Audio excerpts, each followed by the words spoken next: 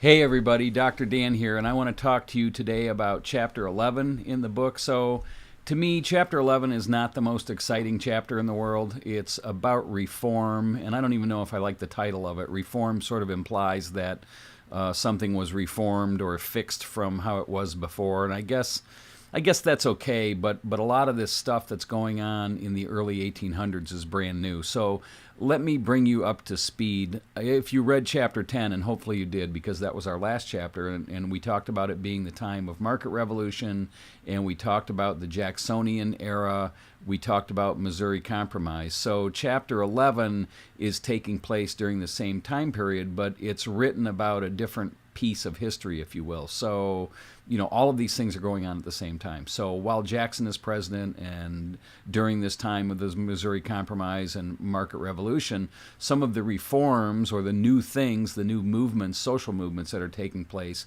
that is the subject of chapter 11. So let me give you a quick rundown. There's something going on called the Second Great Awakening, and what that's referring to is this sort of mass of religious movements going on in the early 1800s. So if you're out east, if you're east of Ohio and you go into any small town, some of the churches were built in the early 1800s. So there was this massive wave of newfound fervor for religion. So a lot of churches were being built, and there were a lot of evangelists riding around. So you can imagine the preacher on a horse going to small towns and preaching the gospel and preaching the Bible. So this stuff is going on, and that's the time that the Mormon Church, that's the Church of Latter-day Saints, was originally formed, and I think the book talks about the Shakers a little bit. So there are different religious movements happening during this time as the country grows westward, and a big part of the book is about that, and this notion of moral suasion, which is the idea that self-improvement through good living, I guess, for lack of a better term, through Christian good living, is something that's being stressed. And the book talks about the benevolent empire, this idea that people are starting to think of us as a Christian nation, although we weren't founded as a Christian nation. But people are trying to impose Christian values on everything. So, the work ethic, work hard, and also the notion of missionaries going out and saving other people through Christianity and through religion. And so that's a big part of the beginning of the chapter. And then as the chapter proceeds on this same theme of reform, we see these other reform movements going on. So one of them is the abolitionists. So abolition is this idea that slavery should be abolished. So that's where that word comes from, is abolition or abolished. So abolitionists are gaining some steam in the North and protesting slavery. And, we read about the Missouri Compromise in the last chapter, and that was really sort of a big deal to abolitionists because if America was going to be the benevolent empire, if it was going to be the moral empire, then we shouldn't allow any more slave states into the Union.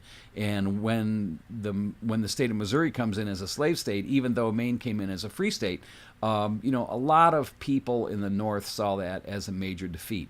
Now, the other thing the book points out is even though a lot of people in the North were anti-slavery, they were abolitionists, it didn't mean that they wanted African Americans living in the North. So there's always that issue of morals, but then not in my backyard. And so that's going on as well. And I think it's kind of a juxtaposition, if you will, this idea that everyone should be free, but I don't really want to live with anybody else, or I don't want to live with the other or someone who's different near me. And it wasn't only African Americans. The other thing you'll read about in this chapter is nativists.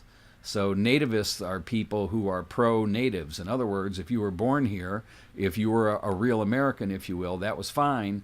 But immigration continued during this time and really ramped up during this time because the economy was strong. So a lot of Irish moved here, Germans, a lot of people from Italy started to move in, and so this idea of these waves of immigration didn't sit well with the nativists because there was this idea that these people are going to come in and ruin our society and take our jobs. And there's other stuff too, like all the Irish were Catholic, and Catholicism was not something that was happening in this country, and there was a lot of intolerance towards Catholicism, being ruled by the Pope instead of being ruled by the government, if you will. So this nativist movement was going on at that time. There's some other stuff like the beginnings really of the workers' movement through wage protest, but that's really not a big deal. I mean, unions wouldn't start until practically the 1900s, late 1800s.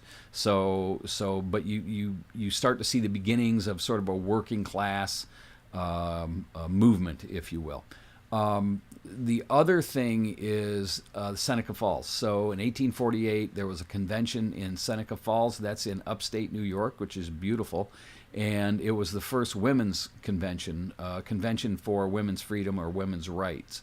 So I know some of this chapter is a little slow, and you may not be interested in a lot of it, but I would ask you to pay attention to Seneca Falls, because the same people, the same women that organized that event are going to be, well, the last bastions of them anyway, are going to be around when it comes time for women to gain the right to vote, which is going to be another 60, 70 years down the road.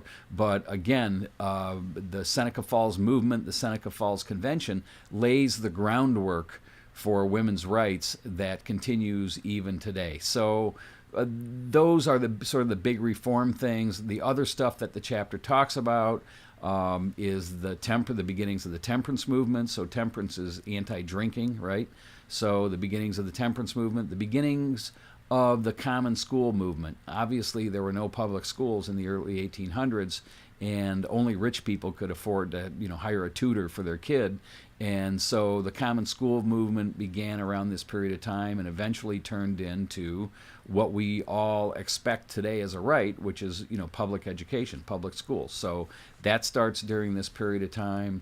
Reform of prisons, so penal reform, sort of this kindler, gentler, if you could call it that, because it still wasn't, but this kindler, gentler movement towards prisoners, and also towards those who had were mentally ill in some way. So some of this notion of reform rings true in that the move towards a kinder society, a society with more morals, a more religious society, filters down into abolitionism, and certainly penal reform and temperance, and this notion that education is a good thing for our kids. So I don't think I missed any of it. So read through it and understand also, it's not like people that day, got the newspaper and said, "Oh, we're in the benevolent empire now." A lot of this stuff is tags put on by historians to identify these different movements. But the complicated thing about history, and especially American history, is that there's a lot of stuff going on at a time. So last time we read about Jackson and the canceling of the charter of the National Bank, but at the same time, these religious groups are starting to grow. All of this stuff is going on at the same time. It's a time of growth in the U.S. It's a time of westward expansion in the U.S., and it's also the time that the country has settled down a little bit, because the War of 1812 is over. The Civil War isn't going to start for another 30, 40 years or so, and so it's a time that society begins to build this middle class, get a little more sophisticated, and starts to tackle some of the moral and societal issues that are cropping up as the country grows. So that's it for now. Enjoy Chapter 11. Have a great, safe week. I'll talk to you soon. Bye-bye.